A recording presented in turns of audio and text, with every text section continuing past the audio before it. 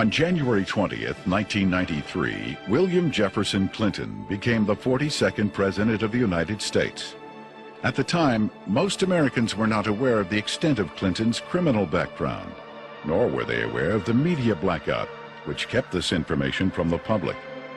As State Attorney General and later Governor, Bill Clinton in 12 years achieved absolute control over the political, legal, and financial systems of Arkansas.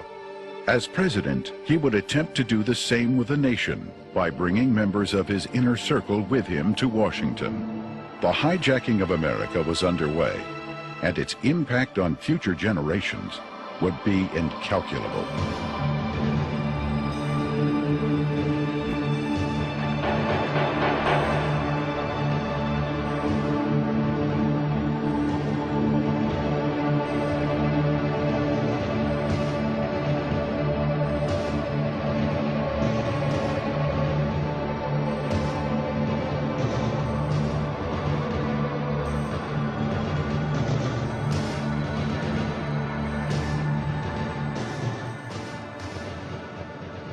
Bill Clinton was born in Hope and, of course, raised in Hot Springs. They had open bawdy houses over there at the time, and they had open gambling at the time. But Clinton grew up in that atmosphere, that different atmosphere of Hot Springs. If it felt good, you did it. He was selected to go to the national from Arkansas Boys Day, to be a delegate to the National Boys Day. And while he was there, he was able to meet John Kennedy. And I'm sure that sparked an ambition in this young man. And he apparently has always had an exceptional, keen mind, a keen intellect. And he early, evidently, had tremendous ambition. He was gifted in so many ways. The truth is, he's one of the most charming men that I've ever met in my life. He has more energy than any 10 people I've ever known. He was able to network himself into running for Attorney General virtually unopposed. And then he was able to take that position and catapult himself into the governor's office 2 years later and started building his foundation. When you think about Bill Clinton's aversion to the truth, you wonder if this is because of the lackadaisical moral background that he's had in this area. He lied about Rhodes, being a Rhodes Scholar. He never completed that and still said he was a Rhodes Scholar. He went to Moscow and did business with them against the United States government, and he wasn't challenged by the press about that. In Arkansas, while he was governor, he said he balanced the budget 11 times. He never did it once. Also, he said he didn't raise taxes, and he raised taxes 126 times. He can accommodate any situation that comes up because he's not hemmed in with the truth. I've never felt that Clinton, consciously or unconsciously, was hemmed in with morality. I first met Bill Clinton in the mid to late 70s. He was an up-and-coming politician. There were a group of us, Jim Guy Tucker, Bill Clinton, Sheffield Nelson, and myself. And we kind of ran around and palled around with each other. It was from that point that I did a lot of projects for Bill from a marketing perspective. In 1988, I went to Bill. I said, I need a job to kind of relax, mellow out. Bill Clinton and Betsy Wright, they suggested that I go to work for a place called the Arkansas Development Finance Authority.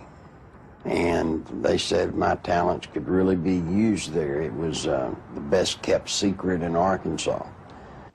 After about 2 weeks, I went to Wooten Epps, and I said, Wooten, I think I've got enough background on this that we can start marketing it. Now, what is the criteria for loans? He said, whoever Bill wants to get a loan. To go back, though, to that moment in time, I'd been there about a month, and I realized that I was in the epicenter of what I'd always heard about all my life, What most people have heard about is the machine. I was literally working, sitting in the middle of Bill Clinton's political machine. It was where he made payoffs, where he repaid favors to people for campaign support. I was in an interesting seat, and I knew it. We had a board meeting. In that particular board meeting, I was sitting at the end of the table. James Brannion, who was chairman of the board at that time, was sitting at the head of the table. James Brannion stood up in a public restaurant, and he hollered at the Beverly Enterprises guy, Bobby Stevens, and said, "Did you get the $50,000 campaign contribution from the client that you're introducing the loan for?" He said, "Not yet." He said, "Well, then hold up the loan till we get it." I stood up, went up to James, and I said, "James, don't yell stuff like that. You don't need to be yelling it in a restaurant. That sounds real bad." He was just burly and arrogant. He said, "Who cares?" Bill Clinton sold the concept of ADFA to the people of Arkansas as a vehicle for creating jobs and assisting churches and schools. In reality, millions of taxpayer-guaranteed dollars were being channeled to Clinton's election campaigns, to his inner circle of friends, and to his wife Hillary's law firm. This may explain why ADFA had been drafted in such a manner as to keep its decision-making procedures secret. If you needed $1 million, you had to get your application handled by the Rose Law Firm, pay them $50,000. There were 5 other companies in the state of Arkansas that were actually more qualified in bond structuring and applications, but Rose Law Firm got them all. I started checking around, and I kept asking, well, one thing's bothering me, to the comptroller, Bill Wilson, how do people make payments on these loans? He looked at me and said, "They don't." He thought I knew. Well, that blew my mind. And this is about 2 months in, and it was getting tough then. So I started gathering the documents. After everybody left, I would stick around as if I were working on the annual report. That would give me access to all the documents, and I made copies of them all. For about 2 months, I watched accounts accumulate money. At the end of the month, they zero balanced. They're laundering drug money. There were $100 million a month in cocaine coming in and out of Mena, Arkansas. They had a problem. They were doing so much money in cocaine, $100 million. You create a problem in a little state like Arkansas. How do you clean $100 million a month? ADFA, until 1989, never banked in Arkansas. What they would do is they would ship the money down to Florida, a bank in Florida, which later would be connected to BCCI.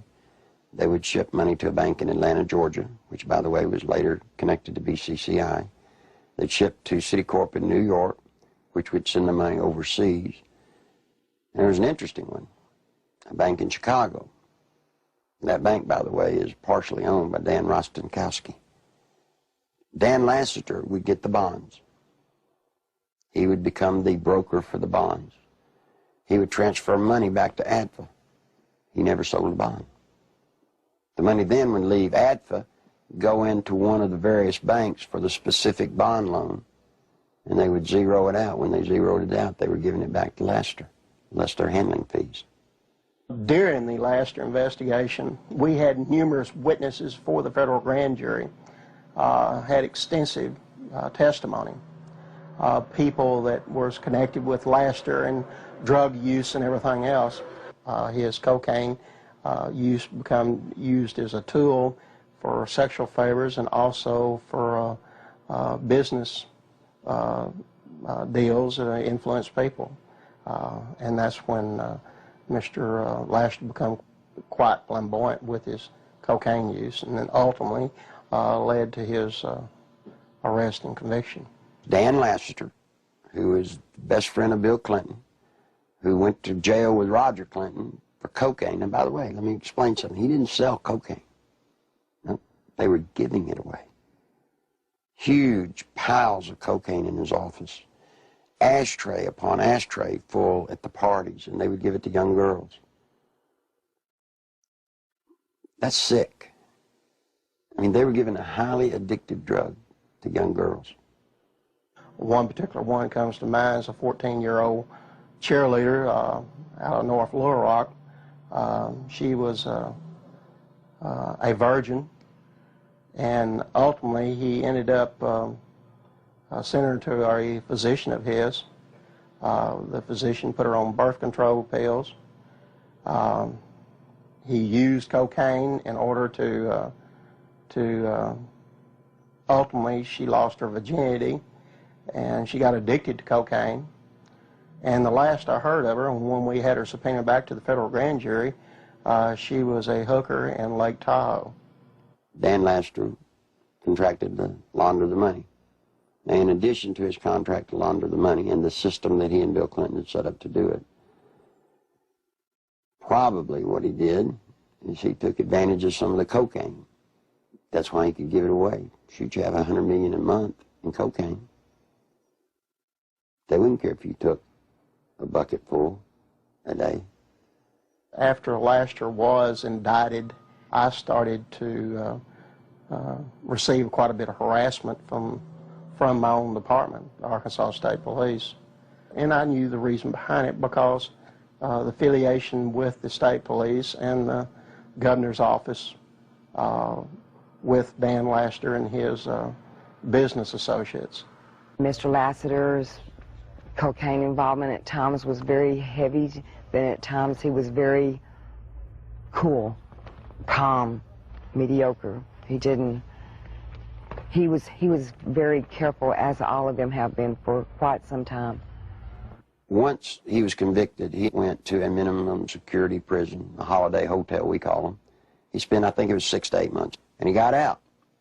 Unbeknownst to anybody, Bill Clinton, the day after he got out, granted him a full and complete pardon. So if you think he's tough on crime, think about a man that pardons a man that gives cocaine to kids. Fear of violence is robbing our children of their future. We must take away that fear and give them hope. We must give Alicia and all our children back their childhood. Working together, we can. Do something now. Call 1-800-WE-PREVENT. Your president, the President of the United States, not only was a part of a system that was laundering millions of cocaine dollars, your president signed off on it. He can't deny that he did. You see, because of that, there's one little catch. Every loan that ADFA made, Bill Clinton himself had to sign off on it. More than Bill Clinton, you better identify the people in the loop of the drug running. You better identify the people in the loop for money laundering. And what you'll find there is those people go straight to Washington.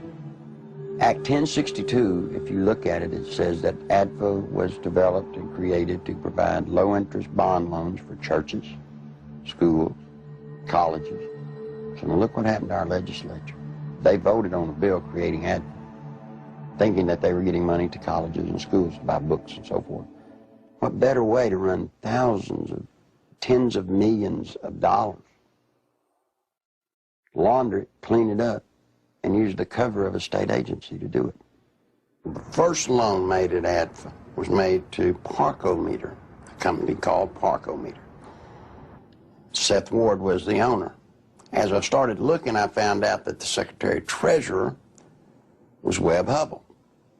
Then I found out Webb Hubbell was Seth Ward's son-in-law. Guess who drafted the legislation creating Act 1062, which created the Arkansas Development Finance Authority? Webb Hubbell.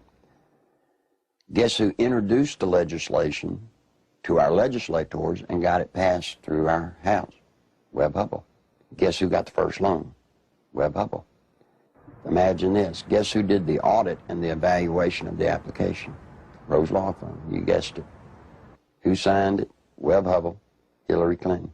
You see, that's against the law in Arkansas. You can't investigate yourself when the good faith and credit of the state of Arkansas is involved in a bond issue. He broke the law. Good Lord willing, creek don't rise. Mr. Hubbell will be serving some time in the pen for that one. Ironically, Webb Hubbell, a senior partner at the Rose law firm, was chairman of the Conflicts of Interest Committee at Rose. In 1988, he successfully advanced the Ethics in Government Act, which required Arkansas legislators to report governmental conflicts of interest. Incredibly, this law specifically exempted Governor Bill Clinton, his appointees, and his relatives. Clinton's appointment of Hubbell to the U.S. Justice Department exemplified the administration's total disregard for legal ethics. Hubbell's hasty resignation in March 1994 for overbilling of Rose clients was merely a ploy to remove Hubbell from the limelight before extensive criminal charges could be brought against him. Let me tell you about Parkometer. The first loan was $2.85 million. Never was a penny of that paid back. As the newspaper people started inquiring about the Parkometer loans, what they found was that Parkometer was actually building retrofit nose cone compartments that were being shipped to MENA. We find out that the nose cones were actually being used to smuggle dope back into the country. And what is scary, what's so scary, it's the same cast of characters.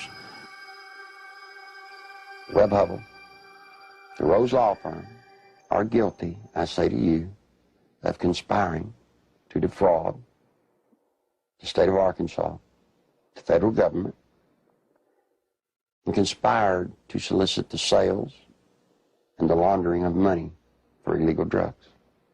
This is your president. This is his circle of power. These are the people, when he got elected president, he did not pass go. He took them straight to Washington with him. And by all things holy, I think he was planning to set up and do the same thing in Washington. In 1982, cocaine trafficker Barry Seal set up one of the largest drug smuggling operations in the United States in Mena, Arkansas, under the approving eye of Governor Bill Clinton. Barry Seal had a bunch of planes and supposedly had pilots. Barry Seal was a drug smuggler. Now, he tried to set it up in his home state of Louisiana, but they wouldn't let him. He had to come to a state that had a sleazy governor hooked on cocaine, and everybody knew it. Yeah, Bill Clinton was hooked on cocaine. I lived in Little Rock, Arkansas, okay? And I worked at a club called Le Bistros, and I met Roger Clinton there, Governor Bill Clinton. So a couple of the state troopers that went with him wherever he went, Roger Clinton had came up to me and he had asked me, could I get him some coke, you know, and asked for my one-hitter, which a one-hitter is a very small silver device, okay, that you stick up into your nose and you just squeeze it and a snort of cocaine will go up in there. And I watched Roger hand what I had given him to Governor Clinton, and he just kind of turned around and walked off, and that's one specific. Dr. Suen, S-U-E-N, doctor at the medical center here in Little Rock, has taken care of Bill Clinton for his sinus problems, which may indeed be drug-related to cocaine use as they destroy the sinus passages. Governor Bill Clinton was taken into the hospital, I believe it was the medical center, on at least one or two occasions for cocaine abuse and overdosage, in which he actually had to be cared for at the hospital. It led to toga parties. And if you're not sure on what a toga party is, I've had to clarify this in the past. A toga party is where you wrap yourself in a sheet most of the time. The people at the toga parties were Governor Clinton, now President Clinton, Attorney General Steve Clark. Okay, he was there a few times. Members of the Arkansas State Police, you know, along with Roger and, you know, other people. They began to dance around, do the cocaine in one room, have sex in another room, because in the Coachman's Inn, the rooms were adjoining, you know. And to be quite truthful, you end up with somebody in particular, and you 9 times out of 10 end up having sex. And there was cocaine there. I know. I'm the one that made sure it was there. I've talked to the manager, the assistant manager for the apartment complex where Roger Clinton used to live. They've all said Bill Clinton did drugs. They saw him. I've talked to a lot of other people who have all, just like the people at the apartment complex, said, hey, John, get us to a congressional hearing. Yes, we'll sign sworn affidavits. These people want to be sure when they come forward that something's done about it, because they fear for their life, but they really want the truth to get out. I was there, we come in there with Roger one night, and back in the back part of the mansion there's kind of like a living quarters type thing, and we would all get together out there and do cocaine, you know, and no, Miss Clinton wasn't there at the time. In 1983, I was made aware that Sheriff Hadaway and one of his auxiliary deputies, Terry Capehart, were investigating a smuggling operation going on at the Mena airport. They had an inside source of information. Mr. Seal, it was our understanding, was the one who had brought the operation into the Mena airport, and that had initiated the beginning of the money laundering and the illegal activity. He said 1983 was his most profitable cocaine smuggling period ever. Said that the airplanes that he had placed at the Mena airport, there were 4 of them, a couple of Senecas and a couple of Panthers, and 1 or 2 stragglers here and there, different airplanes. He said they were purchased solely for the purpose of cocaine smuggling. There was, in my opinion, more than enough evidence to prosecute a number of people for crimes regarding the Barry Seal case at Mena. I snuck around, crawled through the bushes, thinking that I'd really have to hide to see them unloading the dope. Didn't have to. You could walk right up to the airport and they'd unload it right in front of you. They would unload it, they'd offload it. They didn't care. A certain degree of money laundering had taken place among these people that were associated with Barry Seal. What had not been done was to connect the dotted lines to ADFA. Because once you connected the dotted lines to ADFA, you had actually connected the dotted line to Clinton. In addition to the operations at Mena, small clearings in other parts of the state were used as drop points for money and cocaine. They had special cargo doors installed on the side without FAA permission, so that these doors could be opened in flight. They'd pull in, slide back, and the cocaine could be dropped out of the side in flight. When you have a public which is aware of an ongoing criminal enterprise, when you have an international cocaine smuggler who is high profile, and a lot of people know that they are operating in a small area. A lot of people knew about the money laundering. It was common gossip on the street because it was so blatant.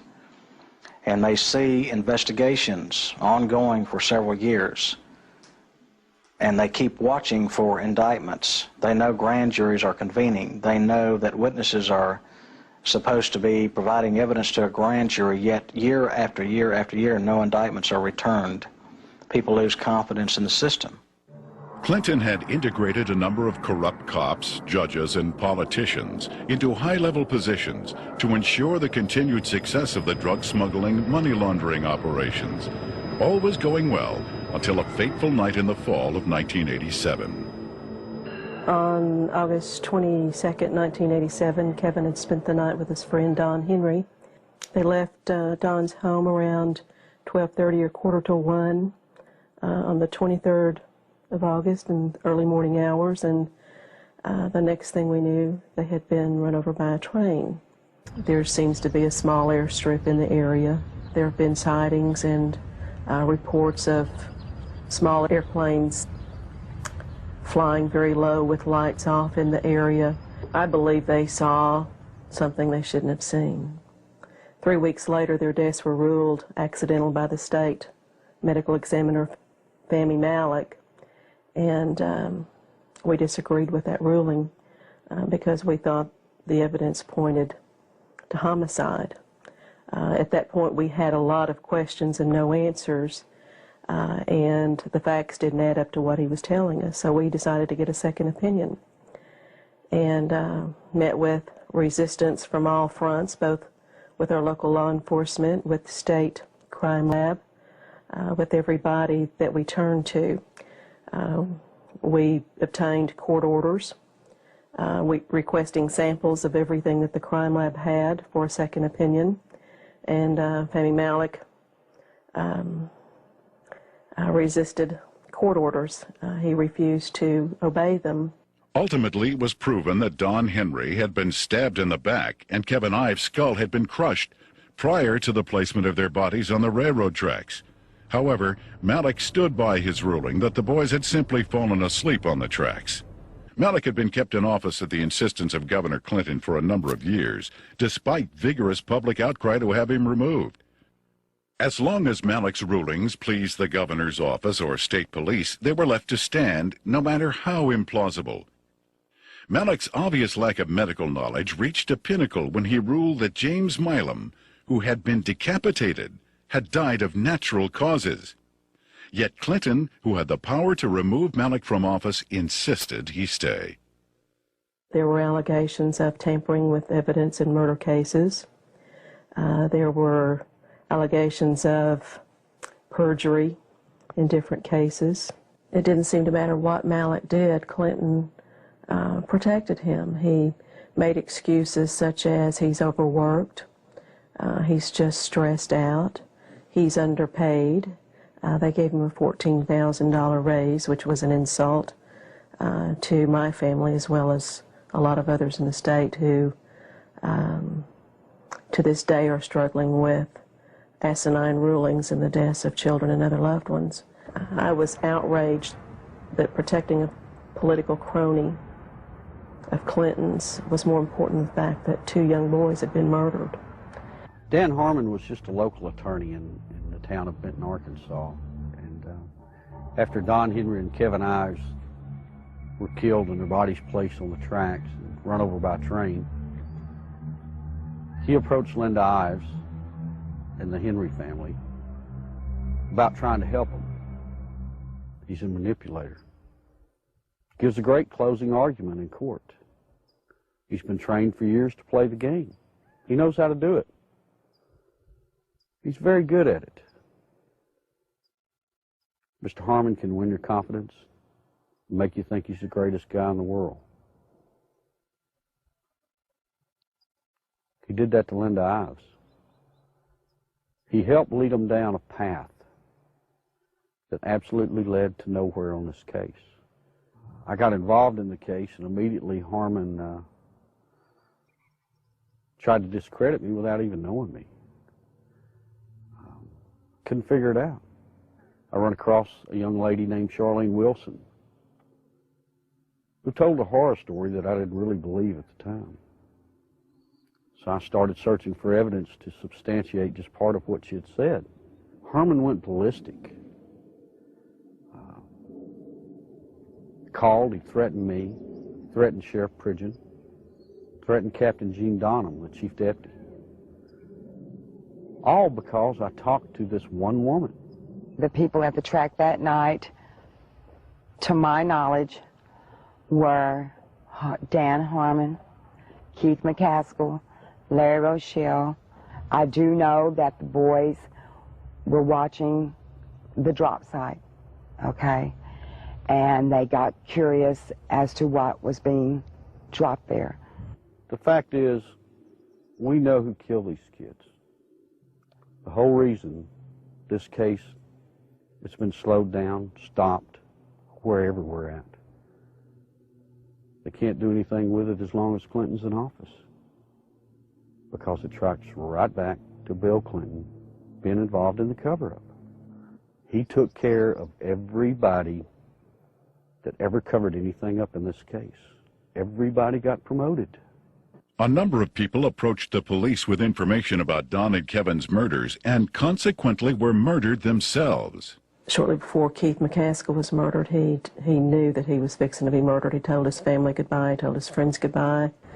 The night of elections in 1988, he took 2 pennies out of his pocket and threw them on the bar there at the wagon wheel and said, "If Jim Steed loses this election, my life isn't worth 2 cents." And he was murdered that night. Jeff Rhodes was a young man from Benton who was murdered in 1989. Shortly before his death, he made a phone call to his dad in Texas and told him he needed to get out of Benton, Arkansas, that he felt he knew too much about the boys on the railroad tracks and the death of Keith McCaskill. A couple of weeks later, Jeff was found dead. He'd been shot in the head. They'd attempted to cut off his head and hands and feet, set him on fire in a dump. A total of 6 people with information about the boys' murders were eventually murdered as well. Well, Jean Duffy was the head of the 7th Judicial District Drug Task Force. She was leading a team of narcotics investigators into a drug trail in Saline County that led her right straight to Dan Harmon. This information she shared with the 1990 federal OCDEF team that was investigating and targeting corruption and drugs in Saline County in central Arkansas. From her involvement in that, she was literally threatened, forced to leave the state of Arkansas and go into hiding.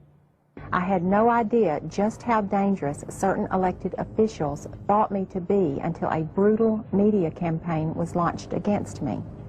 For months, there were daily allegations of everything from misspending funds to ordering illegal arrests. Every attempt was made to keep me from running the drug task force. We were even shut down completely for several weeks during a bogus state police investigation. In spite of crippling disruptions, the task force was making significant discoveries about drug trafficking in central Arkansas, some of which led to the very people who were conducting the massive media crusade against me. We discovered that drug trafficking in Arkansas was linked to government officials in frightening proportions. A great number of people came to me with testimony about astonishing criminal activity of very high-level public officials.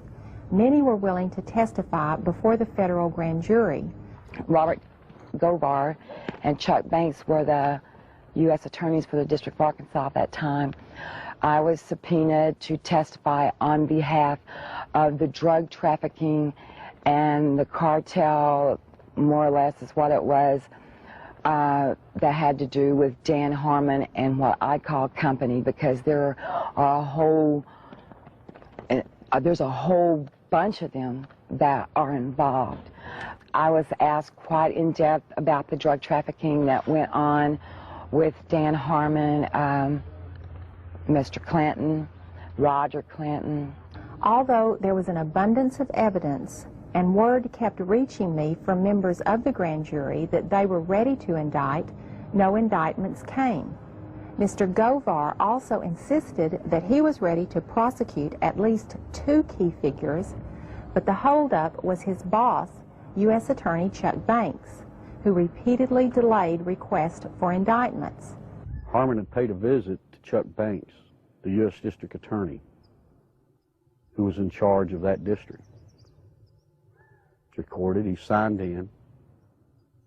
He was there approximately 30 minutes, and up until that time, everything appeared to be running fine with the grand jury. Then, in November, Banks removed Govar from the case, and I was fired from the task force. From this point, the ordeal turned really ugly. In January 1991, one of the key targets of Govar's investigation, Dan Harmon, took office as the 7th Judicial District Prosecutor. Harmon immediately called a state grand jury to investigate the allegations against me. To avoid being jailed in Hot Spring County, which would have put me in serious danger, I left the state. In the meantime, Banks, who had taken over the federal investigation, attempted to give the appearance of carrying the investigation forward while systematically destroying it. He harassed witnesses, suppressed evidence, and finally announced in February of 1991 that the investigation had disclosed no credible witnesses or evidence against any public official. I received a phone call, and they told me that I had made a very big mistake. And I was assured by the U.S. Attorney's Office that my name, that my testimony, that my statements, that the people that were on that witness list would never, ever be revealed. Well, ha, you know. Someone in the U.S. Attorney's Office had given Mr. Harmon a list of the affected witnesses, you know. Some of them witnesses over a period of time have came up dead and or missing or have never been heard of again. That don't give you a very good feeling. I'm scared of these people. I'm very scared of them. Guess who arrested her? Dan Harmon. The very guy that she says turned her on to drugs now has her arrested. Dan Harmon, he walked to me, handed me what was supposed to be a search warrant, and he said, "Bitch," excuse me for saying that, "I told you if you ever brought my name up or brought anything up about the past dealings that we've had, that I'd take you down." He said, "You're going to prison. I'm going to put you in prison." He did. I'm here. I mean, I've watched second, third offense people walk around with probation on top of probation on top of probation. Not this lady. First time she's been arrested for drugs. They allege that they found in her home. She gets 30 years. Sure, everybody ought to be able to see through this. This is a man that told Linda Iles for years, "We're going to get to the bottom of your son's death." Yet when I start making progress, it looks like the people I talk to starts getting time in the penitentiary. Linda says it's business as usual in Saline County. Justice as in the English language that can describe how usual in Arkansas. There aren't any words that makes you feel as a parent or as a are capable of doing. You know, I think we were just kind of naive, common, ordinary people. Got up and went to work every day and came home and went to bed and assumed that everybody else did the same thing and tried to do what was right. And I think Kevin's death has been the rudest awakening that anybody could ever have to see what really goes on.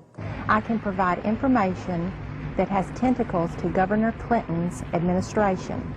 It is apparent to me that a congressional investigation is the last hope, not only for the people of Arkansas, implications of illegal activity, who has left in his wake and now vulnerable to the powers of oppression, but for the people of our nation, who are now vulnerable to the powers of a president who has left in his wake implications of illegal activities and serious improprieties. Meanwhile, Welch and Duncan's investigation into the operation at Mina was about to derail. We'd been so busy investigating, just concentrating, focusing, that it took a while to register that nothing was going to happen. We could not understand what was happening. Neither Mr. Welch nor I were ever subpoenaed to testify before the grand jury and present massive amounts of evidence of wrongdoing by associates of Barry Seal. No indictments were ever returned against any of the individuals, and I can tell you there was extensive evidence. There definitely was some suppression of evidence and definitely a cover-up of an investigation, and somebody should be held accountable as to why that happened. Not one major cocaine bust was ever made in Arkansas out of Mina, Arkansas. Now imagine that, 10 years nearly in its running. Never one truckload ever got caught. During the In 1992 Attorney General's race in Arkansas, a member of Clinton's staff had approached Winston Bryant and had asked him to stay away from the Mena affair or the Mena matter. I've done quite a bit of investigation into the Mena Barry. After Winston, quite frankly, it is a federal problem. He took office. Bill told me that he was no longer allowed to discuss the Mena Airport investigation from the Attorney General's office. The Attorney General's office is not like most Attorney General's offices across the country. We do not have the authority to convene a grand jury and initiate criminal prosecution. A lot of people have said that the Mena operation stopped in 1986 when Barry Seal was gunned down. It's not true. Covert operations are still going on in Mena, Arkansas today. Now, if you stop and think, back when Bill Clinton was governor, he was asked about Mena. He said, well, that's a federal problem. I'm not going to get involved in it. Well, he's not the governor of Arkansas anymore. He's the president of the United States. We still have operations at Mena, Arkansas. This is his golden opportunity to take care of it. My question is, why doesn't he? I've always thought it was a wonderful thing to be able to serve your country as a federal law enforcement agent. And for 15 years, I did not encounter anything like the corruption which I encountered after the Mena investigations began. President Clinton's verbal commitment to a war on drugs has been negated by his actions. During his first weeks in office, Clinton revoked random drug testing for White House staff members. He eliminated 121 positions at the Office of National Drug Control. And he appointed Jocelyn Elders as U.S. Surgeon General, despite her well-known desire to legalize drugs. One of Hillary's investments, under the direction of Tyson Foods counselor James Blair, netted almost $100,000 on an initial $1,000 investment, a nearly impossible feat using legal methods. I can't read their minds or speculate, but I had absolutely no reason to believe that I got any favorable treatment. Coincidentally, Governor Clinton enacted a number of state regulations allowing Tyson Foods to grow into the largest industry in Arkansas. Don Tyson put in $600,000-$700,000 all told in all of Bill Clinton's campaign. Guess what he got out of it? He got $10 million. Guess from where? The Arkansas Development Finance Authority. And he never paid a dime for it. I had heard rumors of Don Tyson and his alleged cocaine use and distribution. And I went through the intelligence files and come up with enough that I thought was sufficient amount of evidence to launch an investigation on Mr. Tyson simply out of the Arkansas State Police intelligence files has been accumulated for years.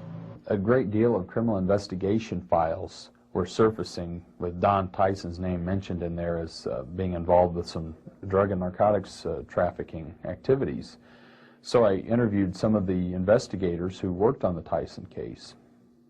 Most of them felt that Tyson should have been indicted, but the investigations were always sabotaged, oftentimes from within.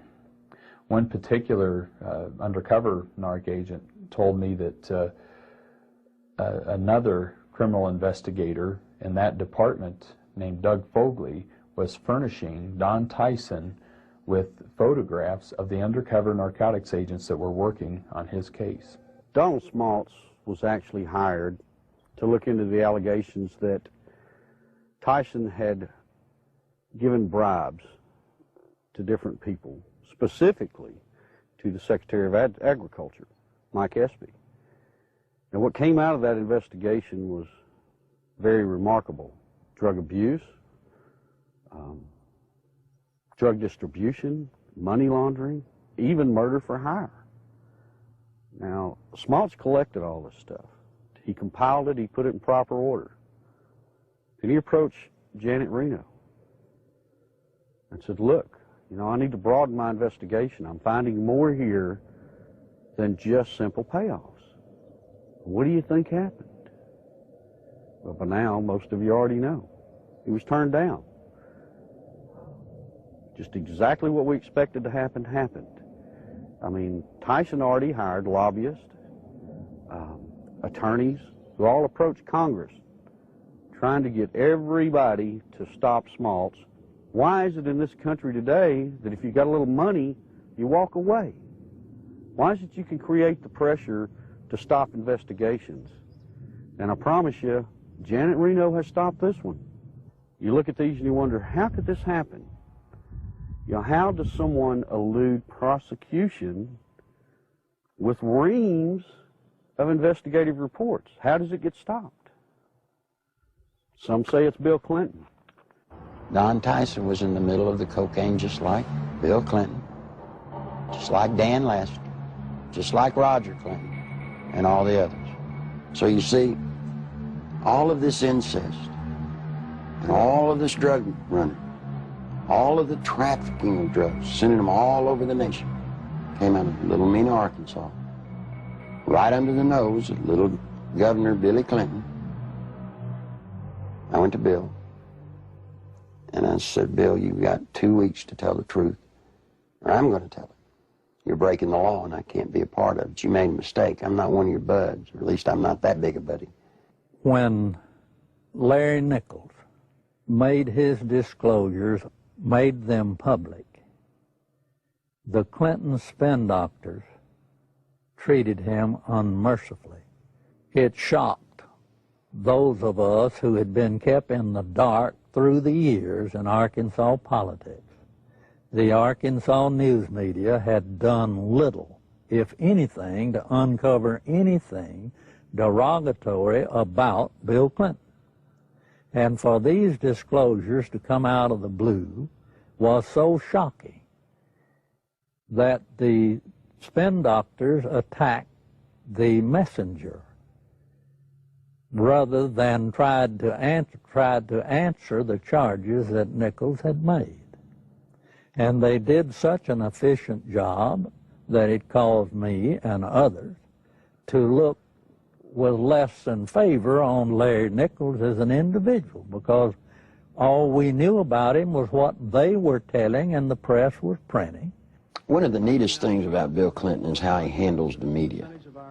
You see, Bill Clinton's an attorney, and when a witness comes out against his client, what's the first thing an attorney does? He tries to discredit that witness. They accuse me of everything under the sun, day in, day out. Every week, there was some new scandal in the paper that I was involved in. 6, 8 weeks later, they print a retraction. Wasn't me. But to this day, people in Arkansas think that I'm some evil person. As a result of that, the boy had to pay a high penalty. In his credibility, he had to pay a high penalty in his acceptability. And then when the new evidence came out that supported everything that Larry Nichols had said, he finds himself, I think, probably in the position of knowing that he had been exonerated, but he has not been exonerated in the minds of the people generally, in my view. And he finds himself probably in the position of wondering where he goes now to get his good name back. A lot of people wonder how Bill Clinton could control a state the size of Arkansas with the absolute authority that he did. It's not hard. You see, after 12 years, after kissing the people that have the money, Bill Clinton controlled the legal system. He controlled the judges. He controlled the attorneys. He controlled the banks. It's just a small state, a one-party state. What tends to happen in small states like that, I think, is the longer the person remains governor, that I think the greater the abuses are. And I think the abuses were very, very widespread under Bill Clinton. One thing that's very difficult for people to understand, Bill Clinton doesn't care about money. He cares about power. All he needed ADFA to do was to channel money to the big players financially. I got tickled when the reporters during the campaign came here. They were looking, trying to find out where Bill Clinton profited. He didn't. He profited by putting money into his friends' pockets. The way they were doing these bond issues and just the whole political atmosphere, quite frankly, was a scandal. But that's the way things had historically been done in Arkansas. But imagine this. Imagine the power this man has in Washington, D.C. Imagine what he can do to this nation if he gets that circle of power going there, as he did here. Nothing I can do, nothing you can do can stop it. Because he'll have the absolute power, and believe me, he will use it to have you investigated, to have you arrested, to have your company audited. Now, that's what'll happen when his circle of power is complete. When I worked at ADFA, it was not uncommon for Bob Nash to call me up and say, hey, Nichols, the governor needs about $5 grand transferred to his travel account so he can go see his ladies.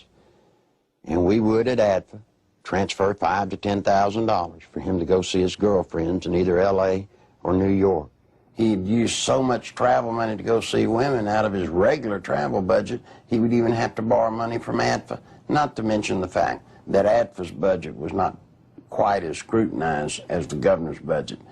But he literally used money, ADFA money, the people of Arkansas, taxpayers' money, to conduct liaisons. During the 1990 Arkansas gubernatorial race, Larry Nichols, in a last-ditch attempt to alert the public, boldly filed a lawsuit against Bill Clinton. As expected, the lawsuit was eventually quashed, sealed, and illegally dismissed by a Clinton-appointed judge. What Nichols didn't expect was a complete media blackout of the facts he presented. Back in 1990, after all the damage they had done to me, I did something that most people wouldn't do in Arkansas. I sued Bill Clinton. Now, it's very important to note that in that lawsuit, I brought out the names of 5 women. On October the 19th, the only press conference I've ever held in my life was on the Capitol steps of Arkansas. Every news organization in Arkansas, newspaper, TV, radio, were there on the steps. I read the names of the 5 women. I read and talked about ADFA. No one had ever made such a cold, callous statement against Bill Clinton where he named the women. When I got through with the press conference, I went through the center door and I walked out with the camera crews with me, and I walked all the way to the end to the governor's office. And I left the press release right on the governor's secretary's desk.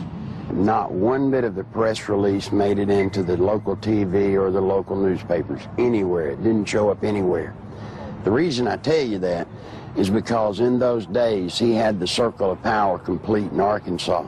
Eventually, every allegation stemming from Nichols' 1990 lawsuit and press conference would prove valid regarding Clinton's taxpayer-financed sexual liaisons, his drug usage, and his criminal activities relating to ADFA and Whitewater. Gradually, the women who had carried on adulterous affairs with Clinton began to emerge. The first was Jennifer Flowers, who, like all those close to Clinton, was faced with a decision. Either keep quiet and receive a government job, or go public and face character assassination in the press. Betsy Wright, Clinton's former chief of staff, admitted she had been hired to conduct media smear campaigns against anyone planning to tell the truth about the governor's sexual habits. She was prepared to go after at least 26 women who had the potential of destroying Clinton's chance at the presidency. During the 1992 presidential campaign, I was getting bludgeoned by the media because Jennifer Flowers had come out of my lawsuit. A man called me on the phone on a Monday. His name was Gary Johnson. He was an attorney. He told me that he felt bad because I was being bludgeoned, and he wanted to talk to me about handling my case. Well, I was craving an attorney, any attorney to help me. You know, I saw Larry out there doing battle, so to speak, on his own, and I felt like he needed some help. I met him on a Tuesday. He was a special attorney. I didn't even know it. You see, he lived next door to Jennifer Flowers. For security purposes, Gary Johnson had installed a video camera near the front door of his Quapaw Tower condominium. Looking at someone in front of my door, it got a perfect shot of them in front of Jennifer Flowers' condominium. And it wasn't my intention ever to take pictures of Bill Clinton going in to see Jennifer Flowers. I could care less who Bill Clinton goes to see. But it just so happened she lived next door to me, and I mounted the camera there. Guess what he caught on tape? Bill Clinton walking into Jennifer Flowers' apartment on numerous occasions with a key. I actually saw him go into her condominium. It wasn't that I was standing there looking out my peephole watching Jennifer Flowers' condominium. It had nothing to do with Bill Clinton. It's just that I got the camera. I had the camera before Jennifer Flowers moved in. And when she moved in, she just happened to have some very interesting house guests. Go back to 60 Minutes when Bill and Hillary were loving kisses. They stood up and lied, and Bill said that he had never been to her apartment, that he had only called her once from the kitchen and from his office. That's an absolute lie, and these tapes proved it. The 60 Minutes interview had been designed specifically to save Clinton's campaign, not necessarily to get to the truth. And they came to us because they were in big trouble in New Hampshire. They were about to lose right there, and they needed some first aid. They needed some bandaging. What they needed was a paramedic. So they came to us, and we did it, and that's what they wanted to do. When I told Tim Russert that I was persona non grata at the White House, he said, "Why?" I said, "The Jennifer Flowers interview." He said, "You got him the nomination." I said, "I know that." As far as I know from the conversations I've had, Bernie Nussbaum knew that, Gergen knows that, Lloyd Cutler certainly knows it because Lloyd had a hand in his coming on there that night. You know, it was strong medicine, the way I edited it. He was a very sick candidate. He needed very strong medicine. And I'm not in the business of doctoring candidates, but he got up out of a sickbed that night and walked to the nomination. And as I said to Mandy, you know, if I'd edited it your way, you know where you'd be today? You'd still be up in New Hampshire looking for the nomination. He became the candidate that night. When the Jennifer Flowers story broke, that story was 100 times more creditable than the story that literally knocked Gary Hart out of the campaign. I had been Jennifer Flowers' neighbor. I knew that Bill Clinton wasn't telling the truth about that. Bill Clinton, I think, would do just about anything to save his political hide. He got threatening phone calls. He asked me, he said, "Will they hurt me?" I said, "Well, they hadn't hurt me." I don't know why I didn't worry more about that. Basically what they said was, you mind your own business.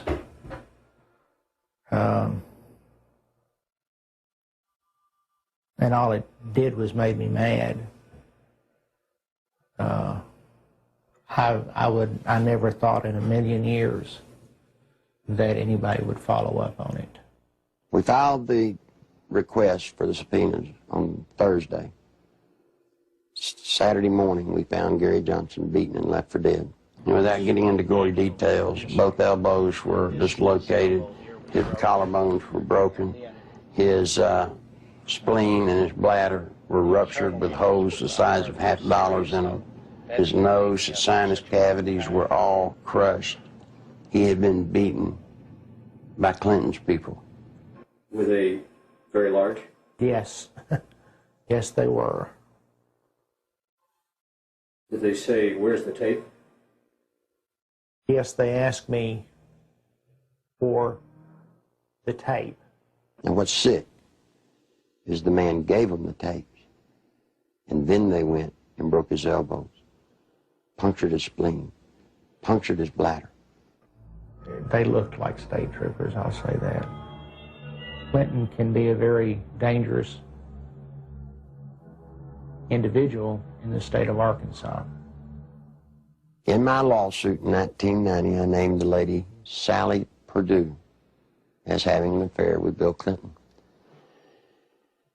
Sally had an apartment in Little Rock, and the Clinton security guards would drop him off at her apartment and go park in the woods. When Clinton got through doing his business, he was flicked their porch light and they'd know to come and get him. She started coming out, started talking.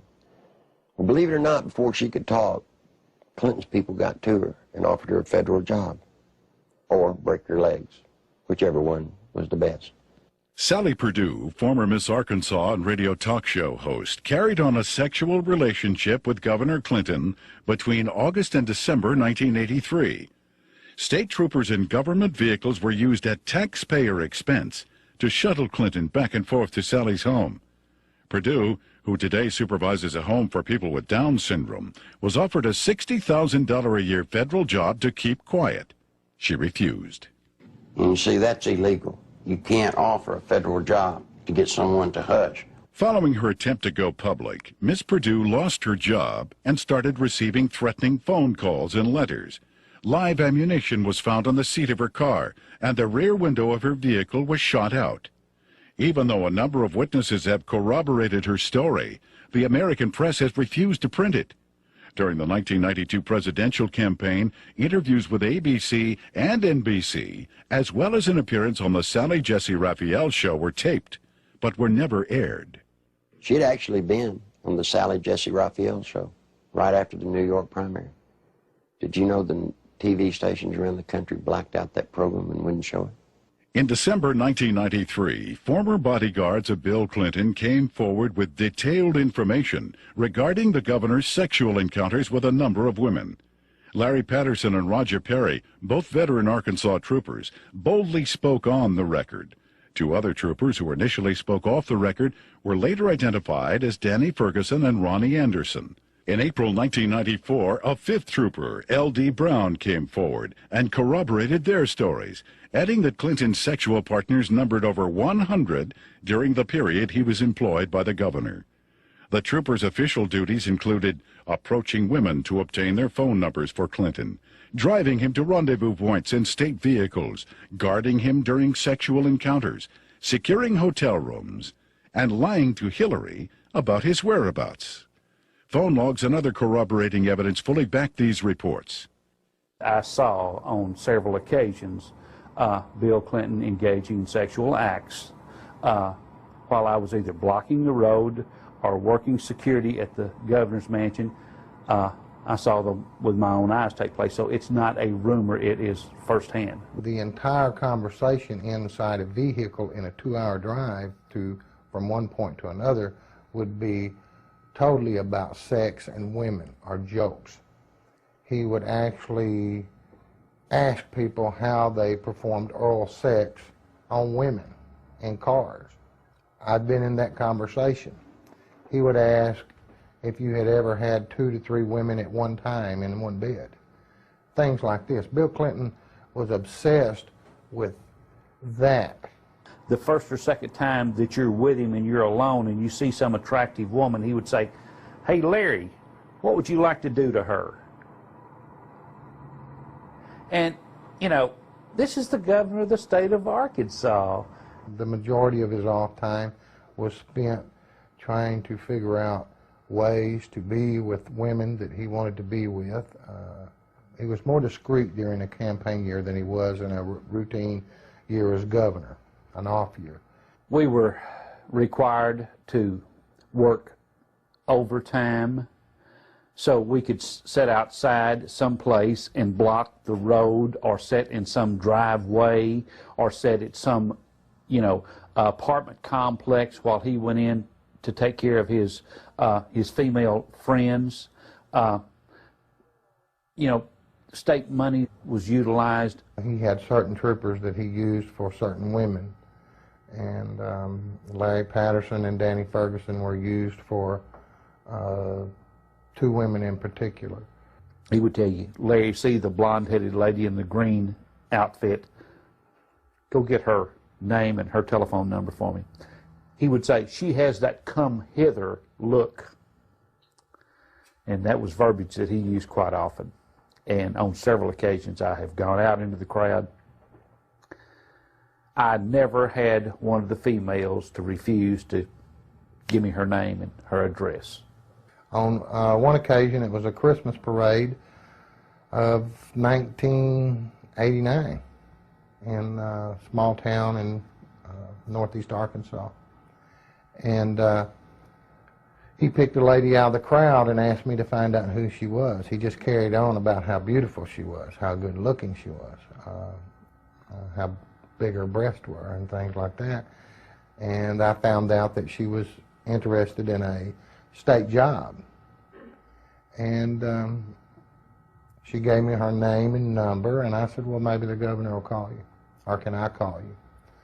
And when we got in the car, I gave the governor her name with her phone number, and I said, you'll like this, she's interested in a state job. And he said, oh, good, good, good, good, good. The next time I saw that lady, she was working for Bill Clinton in his presidential campaign the night he announced his candidacy for president. I was told by Bill Clinton that this was part of my job, to keep people from finding out about his affairs. Most of the women that Bill Clinton had sexual affairs with were well taken care of. They have good jobs, or their husbands ended up with good jobs. They were well taken care of, and the actual time spent trying to cover up these affairs while he was governor was nothing like it was when he announced that he was running for president. In an attempt to silence the officers, the Clinton administration launched an elaborate counterattack, which included urging Ferguson to change his story and levying false accusations of insurance fraud against Perry and Patterson. When Larry Patterson and Roger Perry came out, Clinton's security guards, they substantiated everything that I'd alleged in the lawsuit. These people were there, they were his bodyguards. But watch what happened. The same thing that happened to me, they planned to do to them. They roasted them in the media. They said they were committing insurance fraud. The evidence of that these state policemen have brought forward relative to Clinton's womanizing is being questioned by the spin doctors as not being credible. Yet it is more credible than the evidence on 90% of the people who are confined now on death row across America. Is this fair? Did y'all see the papers saying that the troopers were telling the truth and were found innocent? Heir to the stories they were telling have a basis, since they're not the scumbags that the spin doctors for Clinton tried to make them out to be? These two have had the courage to come forward, and the evidence that they have presented has not only been credible, but it's been overwhelming. And the truth is, I'm convinced that it's just the tip of the iceberg.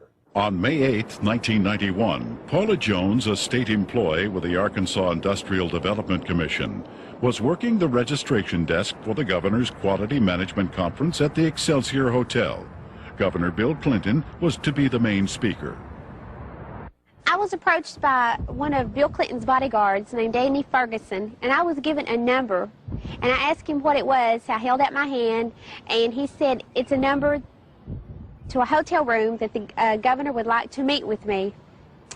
Well, I was surprised, and I kind of talked it over with my coworker, and we didn't have any reason to believe that we couldn't trust him, so I agreed to go on up to the room and meet with Mr. Bill Clinton. I got to the room, and Governor Clinton, he opened the door to meet me. It was a room that did not have any beds in it. It had couches and stuff like that. It was more like a meeting type room. And he had asked me about my job and how I liked it and who my boss was, and I told him. And he mentioned that he liked the way that my curves were on my body, and he liked the way that my hair went down my back, the middle of my back. And then he tried to lean over, and he started to put his hand up my leg, which it happened so fast, and he tried to kiss me on the neck. It happened so fast, but he tried to bend over and kiss me on the neck as he was putting his hand up my leg. And I backed off. I said, I don't want to do this. And I said, I think I need to be going. And then he got up before I even knew it and dropped his pants. And Bill Clinton asked me to perform oral sex on him, which I declined. And I jumped up, and I told him I needed to go immediately. That's when he went to say, if you have any trouble whatsoever, you have Dave Harrington, your boss, contact me immediately. And I said, well, I'm leaving. And I started to proceed down the hall to the door, and he followed behind me. He said if we could try to keep this between ourselves. And I went down the elevator, went back to my registration desk, and I told Pam the whole story. I can't understand how somebody can take advantage of somebody like that. And then they have the audacity to drop his pants. I mean, you know. I'm not going to dignify this by commenting on it. Paula gave the exclusive to the Washington Post, and Mike Isikoff, we were going to be as open as we could with the Washington Post. And Mike told Paula that as far as he was concerned, that he believed Paula, and that he thought it was the story should be told. And Mike said they were ready to put the story out, and they were going to go to the editors and present the story to him. We heard that Mike got suspended from the Washington Post, and there was a big fallout between the editors of the Washington Post and Mike. Paula Jones filed a lawsuit against President Clinton, claiming sexual harassment. The same day, a massive media smear campaign against Paula Jones was launched. Think about a man that has no more regard for women than Bill Clinton does. They're just sex things.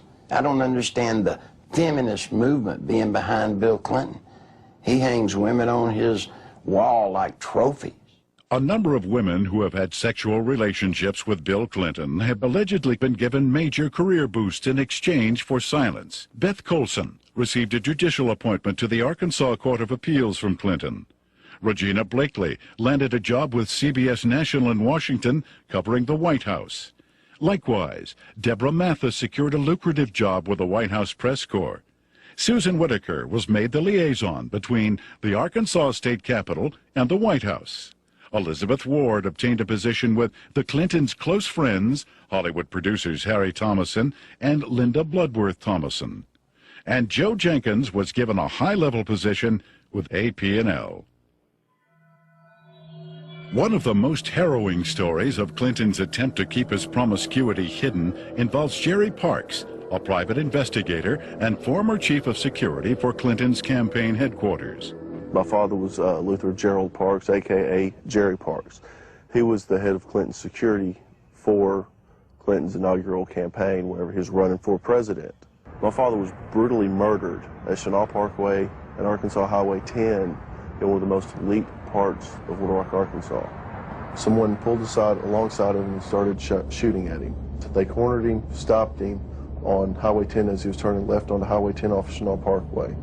They stepped out of the car after blocking his path. He was shot 5 times, once in the leg, once in the arm, 3 times in the chest.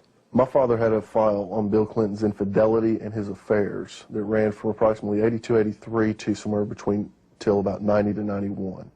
The file consisted of pictures, time, dates, places of where Bill Clinton was at, where Roger Clinton was at, the type of drug use that Bill Clinton and Roger Clinton were involved in. I was the only person that would ever go with him when he would do his private investigative work. And I remember 4 to 5 times that I was with him, and that's what he was keying on. I saw Clinton with a lot of different women, a lot of different types, sizes, shapes, colors, one of them being Jennifer Flowers. You know, I was just like, wow.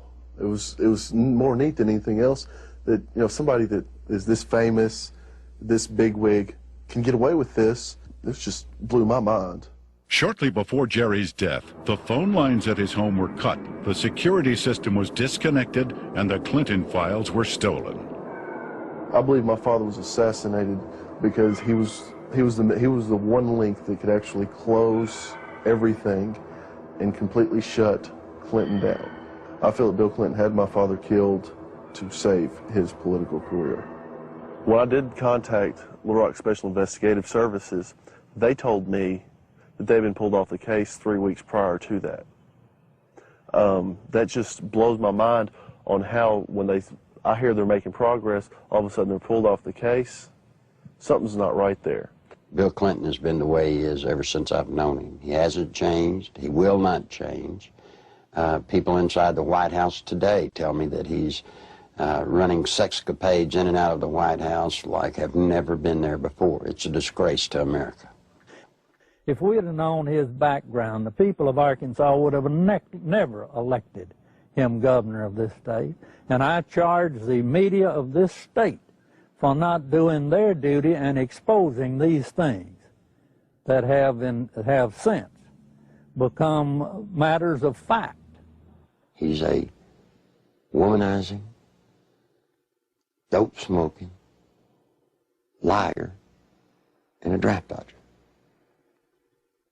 I don't remember those being in the Constitution as exactly the model qualities we want in a president. I think the media has been part of the covering up of the actual true story of and character of Bill Clinton. I believed with all my heart that the American people had the right to know what they had been sold. Bill Clinton is not the person that they voted for. Voters who depend on the media for unbiased information regarding political candidates have been betrayed. Much of the information concerning ADFA, Whitewater, and Clinton's sexual promiscuity was known by the media as early as 1990, yet was kept hidden. The media's heavy pro-Clinton bias prior to the 1992 election was best summed up by Newsweek when they candidly stated, "Truth is, the press is willing to cut Clinton some slack because they like him and what he has to say."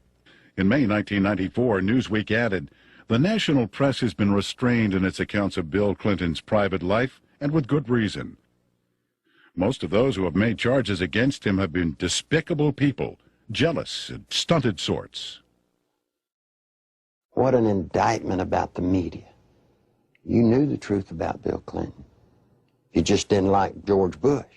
I know Bill Clinton, probably as well as anybody.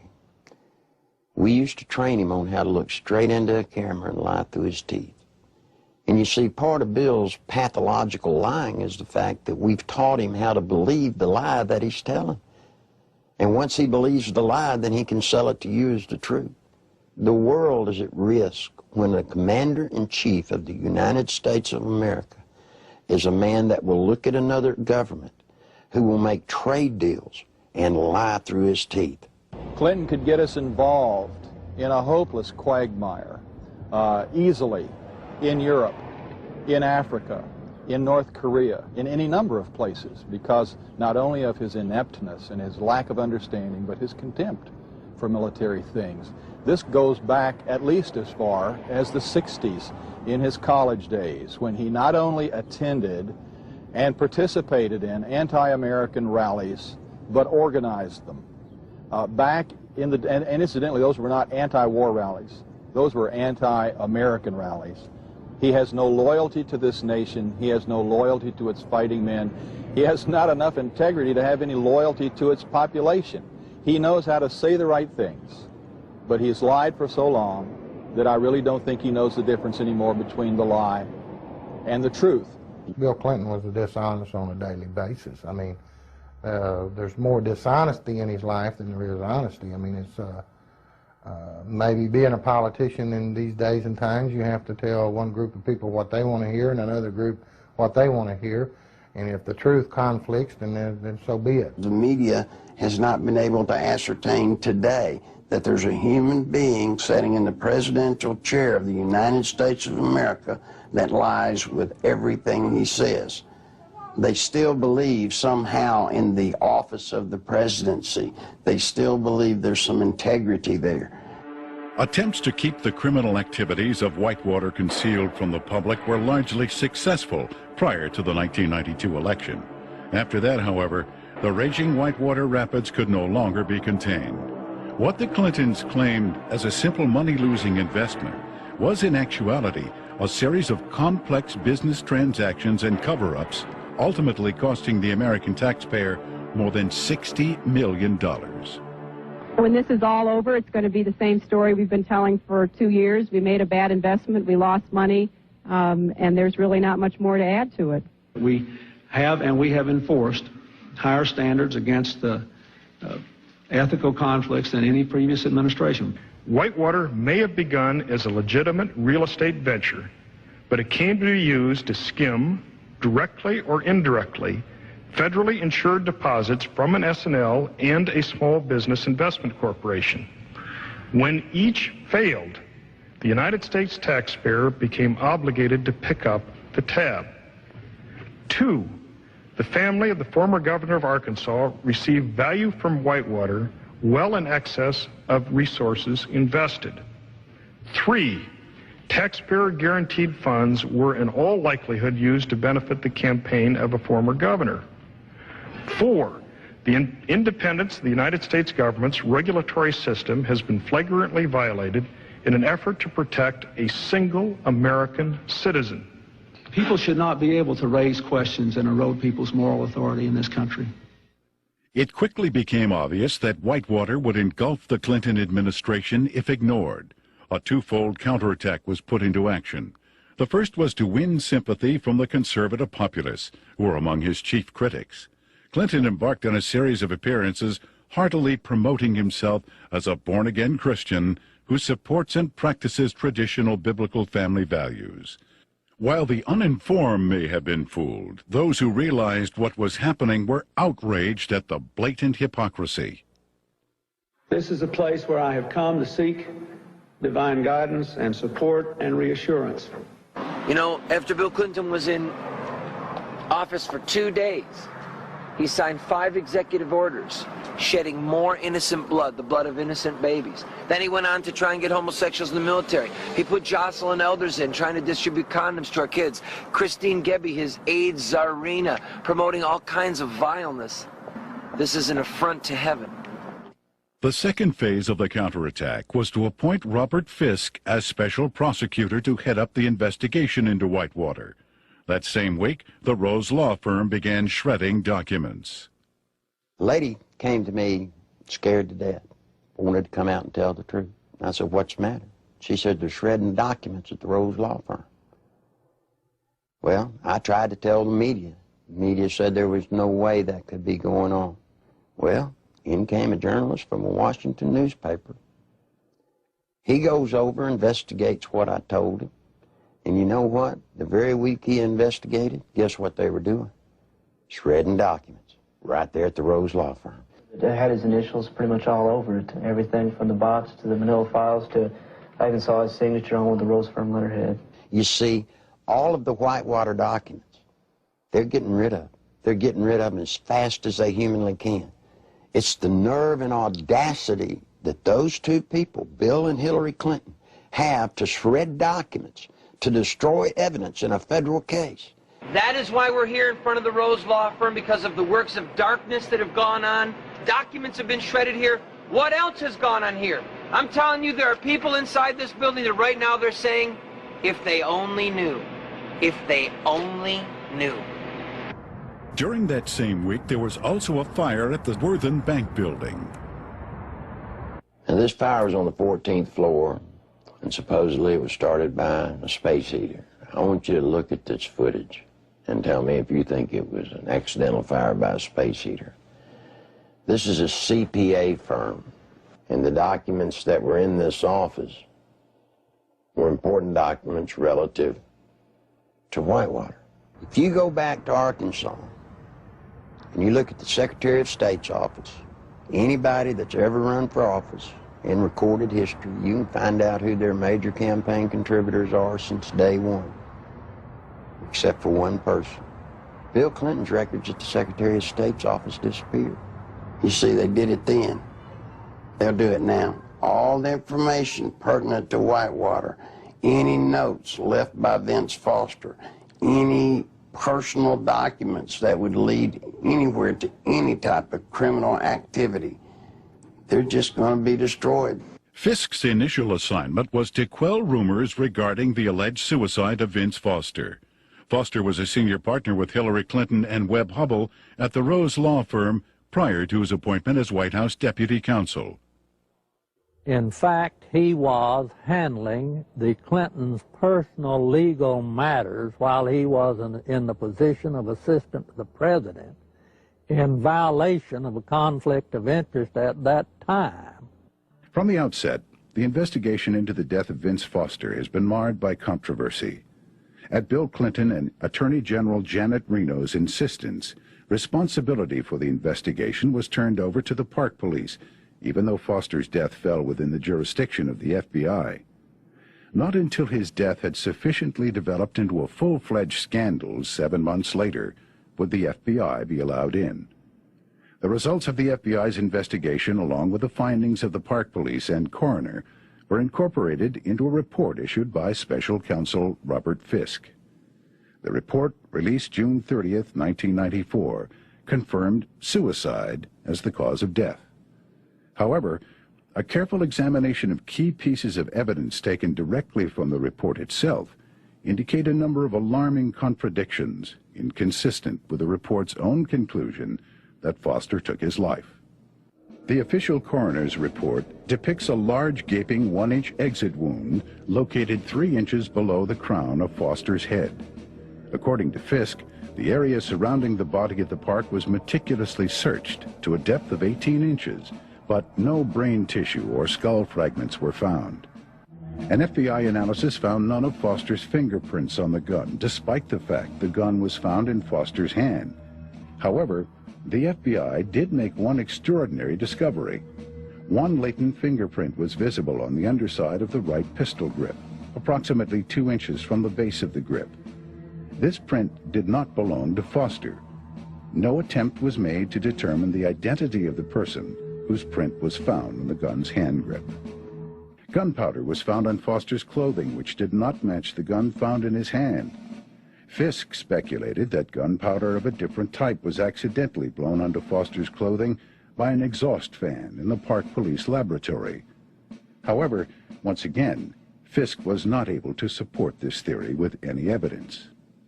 One of the most crucial pieces of crime scene evidence, the fatal bullet, has yet to be found. A thorough FBI search of the area, which even uncovered artifacts dating back to the Civil War, yielded over 70 pieces of metal, including 12 modern-day bullets. Yet, none of them matched the gun found in Foster's hand. Against standard police procedure, not one resident living nearby was ever contacted during the investigation to find out if a gunshot was heard. Even though Fisk insists that Foster killed himself, leading forensic experts from around the country now agree it is highly unlikely he pulled the trigger himself. Within minutes of the verification of Foster's identity, the Park Police issued orders to seal Foster's office at the White House. David Watkins, Clinton's administrative assistant, assured the police he would take care of it. He lied.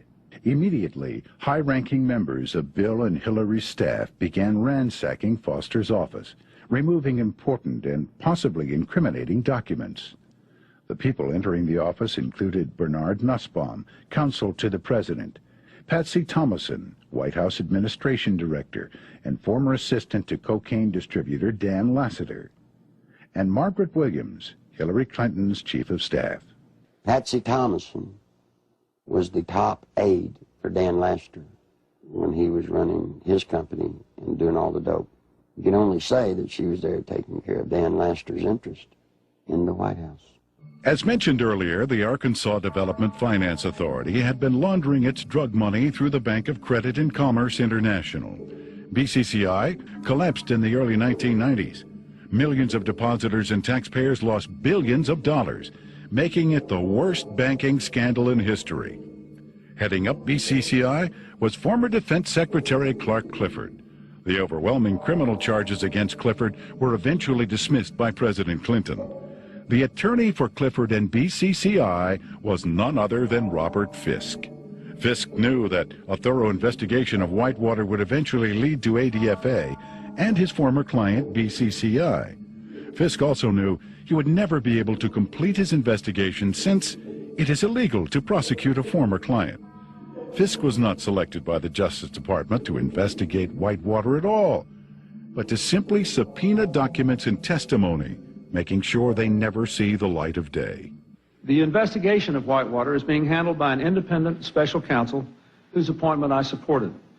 Our cooperation with that counsel has been total. Now think just for a moment. If there are papers that prove you did nothing wrong, then why would you destroy them so that they don't come out? Why would you hide behind subpoenas in the cloak of secrecy? No, see, Bill and Hillary Clinton have something to hide. And only through a congressional hearing does this nation have a snowball's chance of that truth coming to the light of day. That's the reason it's so imperative that the Congress of the United States rise to the occasion and meet their responsibilities to hold public hearings relative to this matter during this period of time, or justice will never be done. There are lots of people that come to me that want to tell the truth. They come to me, but they're afraid. They're afraid of losing their jobs. They're afraid of family members or themselves being hurt. Don't be afraid anymore. Bill Clinton doesn't own the world. He doesn't scare me. He shouldn't scare you. I wish all of y'all would do what I've done. Stand up. Stand up for the country.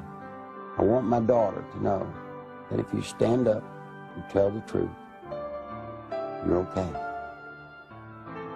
Right now, all she sees, if you stand up and tell the truth, you'll be destroyed. If you're a pathological liar, lie through your teeth, every breath, hurt people needlessly, you'll get to be president. You don't want that. I don't want it. If I had anything to say to Bill Clinton, you know what it'd be? It's bound to be a great burden to walk around lying from one thing to another, to never tell the truth. Bill, tell the truth. Come clean. All you may not get to be president, but the truth will set you free. It'll set all of us free, and it'll save the nation. I've still not been accused of anything wrong because I haven't done anything wrong. And I'm not going to do anything wrong.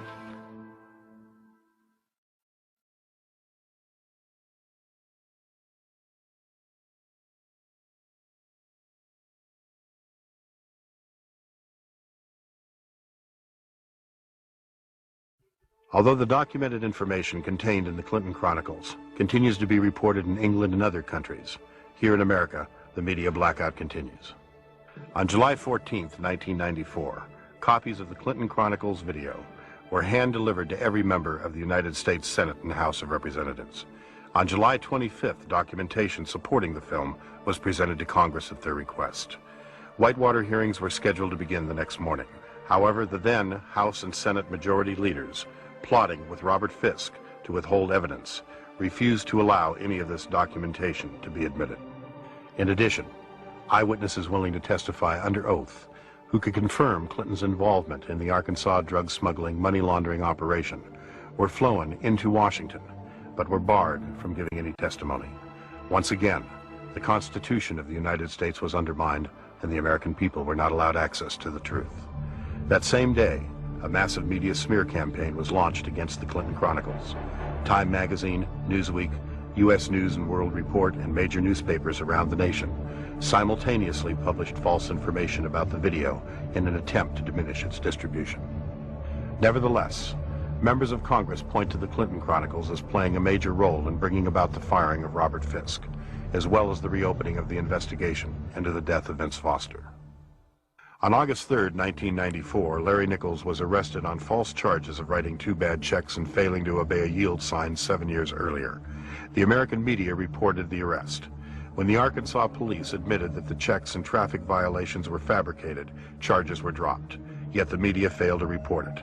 Nichols has suffered 3 attempts on his life since the release of the video. Federal agent Bill Duncan, a 15-year IRS veteran with a permit to carry a gun, was arrested for carrying a weapon, then handcuffed to a pipe in the basement of the Washington, D.C. police station and later released. This incident effectively brought the MENA drug smuggling money laundering investigation to a halt. Duncan was later instructed by his superiors to lie to a federal grand jury regarding the results of his investigation. When he refused, he was forced to resign. Arkansas State Police investigator Russell Welsh nearly died after being poisoned with military-grade anthrax, a poison available only through the United States government.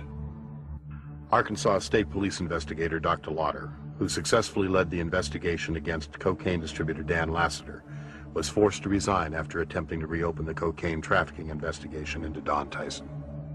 John Brown, Saline County homicide detective in charge of the Ives Henry murder investigation, was removed from the case after providing Congress with information linking the Clinton administration to drug trafficking in Mena, Arkansas. Brown was forbidden by his superiors to discuss Clinton's connection to the Ives Henry case, and after his refusal to do so, was forced to resign. In February 1994, veteran journalist L.J. Davis was beaten in his Little Rock hotel room.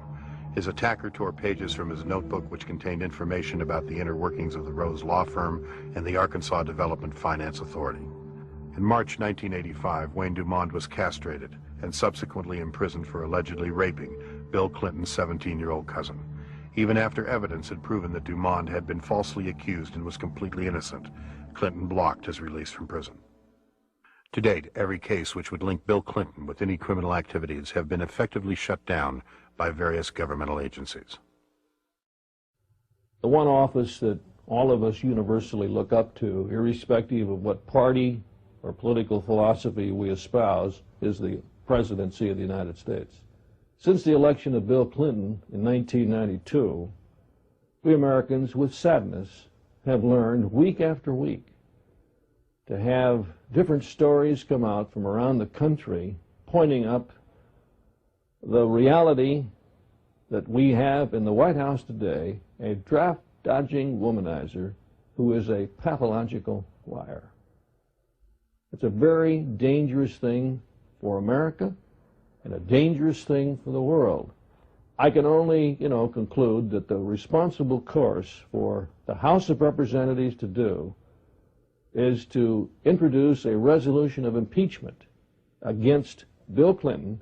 It is with sadness that I make this statement, because this action will introduce something that we Americans don't want to see in our political process. But we can't continue down the course of what we see unfolding before our eyes almost every week or almost every day. And the best thing for all of us is to get it out in the open and go forward and let the chips fall where they may.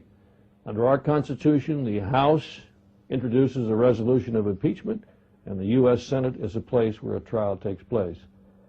And I think for the good of the country, for the good of the peace and tranquility of the Western world, this is the course that Congress should take.